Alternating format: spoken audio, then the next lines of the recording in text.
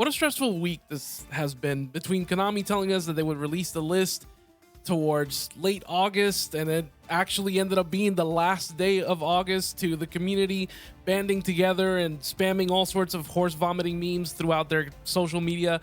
It's just been so hectic, and I'm just finally glad that it's over. Regardless, since my last video, I've been testing and I've been trying to cook up some sort of new deck list that would take into account the possible changes that were coming. We already knew that Snake Eyes was going to be hit, whether it was a Flamberge ban or what they actually ended up doing with Snake Eyes Ash and Snake Eyes Poplar being limited.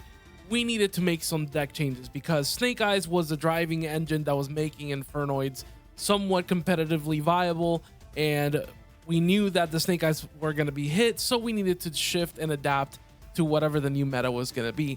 I, for one, was a firm believer that both Diabell Star and Wanted and OSS were not going to be hit in this list, for the simple reason that Konami needs to sell Azamina come October. So for the past 2 weeks, I've been trying to come up with some sort of list that would take advantage of the Wanted, Diabell Star, and OSS engine, but completely removing all of the Snake Eye stuff because we knew that I was going to be hit, and then try to replace it with another complementary engine that would work in tandem with the Infernoids and still achieve the hand loop while still being completely consistent. I'm happy to say that I think I found it. I actually took this list to my locals yesterday and I got first place, which kind of surprised me, but it really validated the fact that this direction that I'm taking the list in is probably the best one to go up until when, you know, the Azamina come out in Rage of the Abyss. So hopefully with you guys' comments down below, you guys can give me some pointers, or if you guys want to give me some input on things that maybe I should try, or ways that we can make the deck better, just leave them down below. And while you're at it, go ahead and like the video and subscribe to the channel. So without further ado, let's actually get to the deck profile. As per usual, I've gone ahead and divided the deck into all the different engines, so that way it's easier to follow, but I will also leave timestamps down below, so that way if you want to skip to whichever engine you want to and you're more interested in that, then you can definitely go ahead and do that. So starting off with the Infernoid engine, nothing has changed from my last list. We got the 3 Infernoid Decatron, the Permise, Harmadic, Patrulia for all the small ones. For the medium-sized guys, Piatti, we got 2 Sajet, Saitsemas, Atandal, Deviati, 2 of them, and 2 Onunku. This is the smallest amount of Infernoids that you can run in order to pull off the hand loop. You cannot run any less than this. There is an argument to swap out one of the Sajets for an Antra, because that way it gives you another piece of removal, with Antra being able to bounce a face-up card from the field. You can definitely do that, but I like running the second Sajet in the deck, because if for some reason I end up milling the first one, then I can go ahead and still use the second one that's in the deck to be able to resolve Void Feast if I absolutely need to. Speaking of Void spells and traps, I'm still running the same ratios from the last video. We have 1 Void Vanishment, 1 Void Imagination, 1 Void Breach, and 1 Void Feast. Again, I don't need anything else other than this. Usually Infernoid Evil is searching any of these. Opening them isn't always bad either, aside from Void Feast.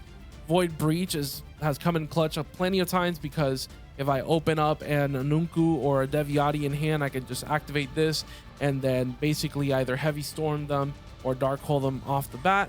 And then, you know, it forces them to waste whatever interactions that they have if they went first.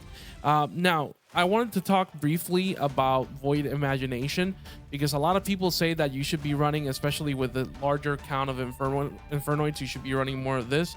The only reason why I don't run this is because I have other fusion options in the deck now, aside from Void Imagination or doing the Fiendsmith combo and the Proxy F Magician. But I also don't like Void Imagination because it can be ashed. Because it has in its text that you can send cards from the deck to the graveyard, that means that your opponent can actually ash it. So I'd rather play other cards that can fuse, that my opponent can't ash, and that way, you know, we circumvent that and we don't have a dead card in our hands. Then from there, we have what's left of basically the Snake Eyes engine, or not really Snake Eyes engine, just the Diabell Stars. We have the 3 Wanted, the 3 Diabell stars, and the 1 original Sinful Spoil. The way that I'm playing this now is that original Sinful Spoil will the only target is Decatron, because you're trying to use Diabell star to get to Decatron, to then, you know, that'll provide you with whatever Infernoid name you need in order to be able to fuse and make Infernoid evil and be able to resolve evil from there. I'll explain more of that once you guys see the extra deck. From there, we have our Fiendsmith engine. It's a little bit bigger than the last one because, you know, we had to fill in for whatever we lost from the Snake Ice engine. So we have the 3 engravers, we have 1 Lurie, we now have the 3 Fiendsmith tracked and the 1 synced as well. Again, we're trying to get to our Fiendsmith engine as quickly as possible. The Fiendsmith engine is usually what I start off all of my duels with, because it baits out all of the hand traps, letting me be able to resolve everything else afterwards. So if I activate Engraver and they for some reason ash that, or they ash the Fiendsmith tracked, then that's 1 less interruption that my opponent has, and I'm able to get into the rest of the Fiendsmith engine later on by just linking into Moon of the Closed Heaven. Now for the engine that I replaced all the Snake Eyes stuff with, that just works beautifully with the Infernoids because they're all fiends. They have great synergy and it's just been working out beautifully. It's the Chimera stuff. So we have 3 Nightmare Apprentice, we have 2 of the Gazelles, we have 2 of the Mirror Sword Knights, 2 of the Codals, and then 2 Chimera Fusions. This engine has been absolutely beautiful. Not only does it give me a level 6 body to go into either Pilgrim Reaper to mill 5 or the Caesar if I absolutely wanted to, it also gives some sort of protection because you can actually normal summon Decatron, and if they try to imperm you or Veiler or Mourner for some reason, if you brought it out with OSS, you can Chimera Fusion immediately to go into either Baphomet by sending an Illusion monster and a Fiend monster. You can go into the Gazelle Fusion or the whatever the Chimera Fusion monster, the one that discards a card from the hand, by sending the Gazelle and the Decatron. Or if you already have another Infernoid in hand, then you can just normal summon Decatron, they try to imperm Veiler, whatever it is, and then you activate Chimera Fusion, you send the other one in hand, and you can summon the Infernoid evil. Another thing is that Gazelle can actually search you a level 5 Fiend monster. It doesn't have to search the Baphomet that you would usually search in the Chimera deck, which actually we're not even playing. But what's great is that you can actually search Infernoid Piatti with it because it's a level 5 Fiend. So if you for some reason needed another Infernoid name in hand because you might have already opened up the Chimera Fusion or Void Imagination, and you needed a second name so that way you can go ahead and go into the Infernoid Evil, then this searches it as well. But what's great is that it also works in tandem with the other engine that we're running in this deck, and that is the Adusted Gold with the Sinister Necrom and then 2 Dark Fusions. So this has been super MVP because being able to not only activate Dark Fusion, summon evil, and your opponent cannot imperm, they cannot Veiler, they can't Mourner it because it cannot be targeted. It also gives you a Life Fiend and Graveyard for you to be able to shuffle back with Engraver and summon it. If you discard this, or if you use this as a fusion material, or you discarded it to activate the Nightmare Apprentice, it'll give you a Light Fiend body for free for you to go into your Fiendsmith combo. It just works so beautifully. And like I mentioned earlier in the deck profile, I don't run the Void Imagination in multiples because it can be Ash. This is infinitely better if you have 2 Infernoids in hand. With the Dark Fusion, you can summon the evil with protection. So yeah, Dark Fusion MVP card worked beautifully this last tournament. So for the last few technically engine cards, we got Instant Fusion and 1-for-1. And then for the non-engine, we have the one Called by the Grave. We have the 2 Bestials, Druid's Worm and Magnamut. We have 3 Imperm, 3 Ash Blossom, and that rounds off the deck. So for the extra deck, I'm just going to show you how I had it set up already as of this Friday. But obviously changes are going to be needed to be made now that Lacrima has been banned. But we got one Moon of the Closed Heaven. We got the Requiem. We got the Necroquip Princess. We have the Sequins. We have the Lacrima, obviously, that now is banned and needs to be replaced. And the one Caesar, which can also be swapped over to either Pilgrim Reaper or something along those lines if you want to go that route. So that's kind of like a flex spot. With Lacrima now being banned, honestly, the next best thing is Aerial Eater, which will most likely be its replacement. It just has great synergy again with the Infernoids because they're all fiends with the same attribute, so you can actually summon him out if you absolutely needed to. So gonna be testing him out, and I will report back if anything needs to be changed. Yeah, so that's it for the Fiendsmith stuff. We have one Infernoid Evil, one Infernoid Tiara, and of course your Infernoid Flood, which is going to be part of your end board. Infernoid Evil has just been fantastic. This is just such a custom card. I absolutely love this little guy. And of course in Tiara, which is going to be our hand loop. For the Chimera stuff, we have Chimera, the King of the Flying Phantom Beast. We have the Baphomet and the Guardian Chimera. The only reason why I'm running the Guardian Chimera is because sometimes if you don't pull off the hand loop, sometimes you end up with Chimera Fusion still in hand and you're able to set it. And you're able to go into this during your opponent's turn. So I wanted to have some sort of option that if I'm not able to do the actual hand loop, that I can still have some sort of interruption during my opponent's turn, and that Chimera Fusion isn't just a dead hand. Then lastly, for the links, we have IP Masquerena, we have SP, and we have the Princess, which is just pretty much standard. These are the only links that I need. You could maybe swap the Guardian Chimera is really more of a flex spot, so you can maybe do an access code or something like that with this. But honestly, the only link 4 that you really need is Flood, because it just does so many good things. Something I did want to talk about very quickly when it comes to the extra deck is that whenever you pull off the hand loop, the monsters that you want to be sending off of Tiara are going to be these two. And usually I would send Lacrima because I would be able to do that extra 1200 damage. But that not being something that's doable anymore, these guys work beautifully with Flood.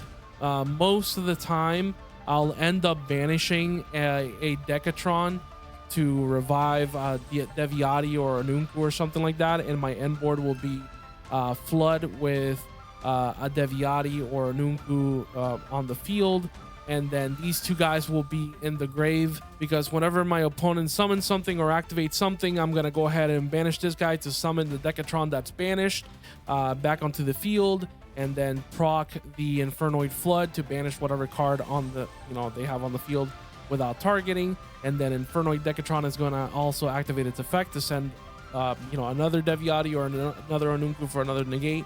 And then same thing with the King of the Phantom Beast. You could do the same thing to just revive the Decatron one more time in order to get another negate. So they just work so well with Infernoid Flood. Absolutely love these guys. And again, if you for some reason don't hand loop your opponent and you end up with one of these guys on the field, they also provide some sort of interaction, because most of the time you'll have the Quotal and the Mirror Sword Knight in the grave, so you can negate an effect on the field, and you can negate some sort of targeting effect as well.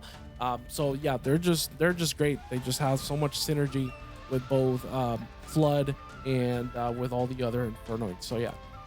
Lastly, for the side deck, again, the side deck is just my own personal preference based on my own locals and what I know people play there. So again, tailor it to whatever your local needs are. But for me, I started playing freaking Chaos Hunter, man, because Shifter stinks. I just absolutely hate Shifter, and the fact that they did not ban it or touch it in any sort of way in this ban list makes me so sad, because it just means that it's going to be so rampant. I mean, this is almost an auto win against Runic Stun, because the second they drop Hugin, you drop this guy and they can't activate any of their other runic spells and traps. This is also an auto win against any Ritual Beast players. They can't, what are they going to do? They're just going to have to set and pass, honestly, or link it to something, and that's it. So honestly, this is just my anti-shifter. From there, we have 3 Droll, 3 Evenly, 2 Dark Ruler No Mores, 2 Void Imaginations, and then for the one-offs, 1 Change of Heart and 1 Harpy's Feather Duster. Again, this is just a work in progress, or, you know, my take on the side deck, because you know, the meta in my store might be different from your locals, or for whatever event you may be going to. But one thing I was struggling with was figuring out what I would side deck going first. But honestly, I would never really side deck anything going first, because my deck has so much gas that you don't want to take away from its consistency. The only thing you really struggle with is going second and breaking boards and things like that, or playing through interactions. So that's what this was really tailored for, was to be able to, you know, play through multiple interactions or break boards with Evenly, Dark Ruler No More, etc. So yeah, I've been having so much fun with this version of the deck, and honestly, it actually makes the hand loop a lot easier than the Snake Eyes one, because the Snake Eyes hand loop was a little bit more susceptible to hand trap. But being able to use things like Dark Fusion to protect yourself from things like Imperm and Valor and things like that has just been fantastic, and it performed exceptionally well in the tournament yesterday. I will be testing other versions of the deck with reintegrating some of the Snake Eyes stuff, maybe whatever was left over, the single Snake Eyes Ash, Poplar, you know, Flamberge and all that stuff. I don't think I would put it into this version of the deck, just because I think it would make it less consistent, and there'll be way too many normal summons clashing against each other. You know, Snake Eyes Ash, the Gazelle, the Mirror Sword Knight, the Decatron. It's just way too many normal summons, and I don't want to add those in here. So yeah, if you guys have any suggestions, if you guys have any questions, or just you want to tell me that the deck sucks, just leave that down below in the comments. I would really appreciate it. Like the video, subscribe to the channel, and I will be back with a combo video, or not really a combo video, but more of like a hand test or spreadsheet video, if you will. So that way you guys can see what the deck is capable of. Okay, have a great day, and thank you guys so much for watching.